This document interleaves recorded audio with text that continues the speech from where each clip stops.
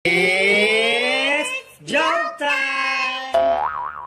Darling, ano kaya kung ibalik natin ang nakaraan nung bago pa lang tayo magsyota? Ay, maganda yan. Sige.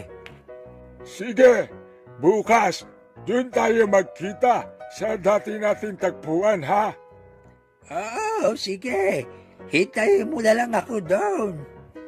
Naghintay si Lolo sa may tabing ilog, dala ang 3 bulaklak na may kasamang tsokolate. Maghapon si Lolo naghintay, ngunit walang dumating. Kaya umuwi na lang si Lolo. Pagdating sa bahay, nadatnan niya si Lola nakahiga at tumatawa. Demontres ka, bakit di mo ko sinipot?